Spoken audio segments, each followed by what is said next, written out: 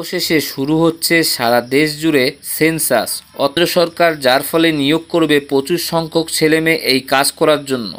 মাইনে মিলবে 35,000 টাকা সাম্মানিক হিসেবে। তো বন্ধুরা, সেই নিয়ে আজকের আপডেটটি আমি আপনাদের সাথে শেয়ার করতে যাচ্ছি যে কবে থেকে এই সেন্সাস শুরু হচ্ছে, পাশাপাশি কিভাবে এখানে কেন্দ্রের তরফ থেকে লোক অর্থাৎ কর্মী নিয়োগ করা হবে, সমস্ত কিছু আপডেট আপনাদের জানাবো। তার আগে আপনাদের কাছে একটি রিকোয়েস্ট, যদি আপনারা এখনও পর্যন্ত আমাদের চ্যানেলটিকে সাবস্ক্রাইব করে না থাকেন তো চ্যানেলটিকে সাবস্ক্রাইব করে পাশে রাখবেন। ভিডিওটি ইনফরমেটিভ মনে হলে অবশ্যই প্রচুর লাইক শেয়ার করতে ভুলবেন না।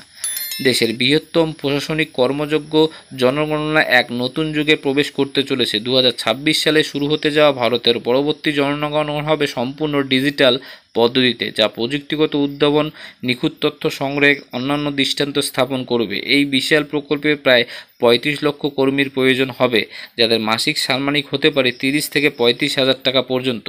এই প্রথমবার ভারতের জনগণনায় জিও স্পেশিয়াল টেকনোলজি ব্যবহার করা হচ্ছে। এর মাধ্যমে দেশের প্রতিটি রাজ্য, জেলা, শহর, গ্রামের নির্ভুল ডিজিটাল মানচিত্র তৈরি করা হচ্ছে। প্রায় 6 লক্ষ ডিজিটাল ম্যাপ প্রস্তুত করা হয়েছে, যা প্রতিটি বাড়ির অবস্থান সুনির্দিষ্টভাবে নথিভুক্ত করতে সাহায্য করবে। গণনা কর্মীরা একটি বিশেষ অ্যাপ ব্যবহার করে তথ্য সংগ্রহ করবেন। সেখানে প্রতিটি বাড়ি এবং বাসিন্দার তথ্য জিও ট্যাগ করে সরাসরি আপলোড করা হবে। এটি তথ্যের নির্ভুলতা নিশ্চিত করার পাশাপাশি সময়ও বাঁচাবে। জনগণনা প্রক্রিয়া দুটি প্রধান ধাপে সম্পন্ন হবে। প্রথম ধাপ হাউস লিস্টিং অপারেশন শুরু হবে 2026 সালের 1 এপ্রিল থেকে এবং চলবে 30 সেপ্টেম্বর পর্যন্ত। এই ধাপে প্রতিটি বাড়ির অবস্থা, পানীয় জল, স্যানিটাইজেশন ব্যবস্থা, ঘরের সংখ্যা ইত্যাদি মৌলিক তথ্য সংগ্রহ করা হবে।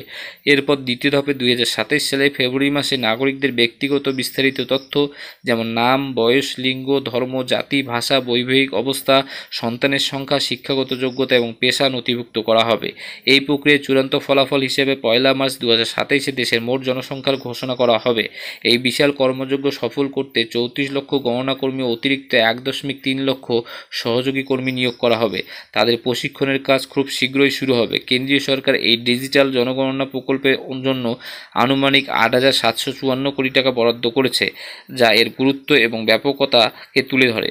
আর্থিক সুযোগ সন্ধানের মানদণ্ড: এই প্রকল্পের সাথে যুক্ত কর্মীরা মাসিক আনুমানিক 30 থেকে 35,000 টাকা সাম্মানিক হিসেবে পাবেন। এটি একটি পার্ট টাইম সাম্মানিক ভিত্তিক কাজ হলো এই প্রকল্পের কাজের অভিজ্ঞতা ভবিষ্যতে অন্যান্য কর্মক্ষেত্রে অত্যন্ত মূল্যবান বলে বিবেচিত হতে পারে। আবেদনকারীদের ন্যূনতম উচ্চ মাধ্যমিক পাস, স্মার্টফোন ব্যবহারে সক্ষম হতে হবে।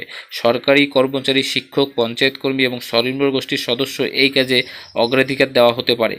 বিশেষ অঞ্চলের জন্য বিভিন্ন প্রকল্প: লাদাখ, জম্মু কাশ্মীর, হিমাচল প্রদেশ এবং উত্তরাখণ্ডে কিছু তুষারবৃত্ত অঞ্চলে বিশেষ কারণে হাউস লিস্টিং, ব্যক্তিগত তথ্য সংগ্রহ একই সঙ্গে করা হবে। এটি এই অঞ্চলে ভৌগোলিক এবং আবহাওয়ার বিশেষ অবস্থার কারণে একটি নেওয়া ব্যতিক্রমী পদক্ষেপ।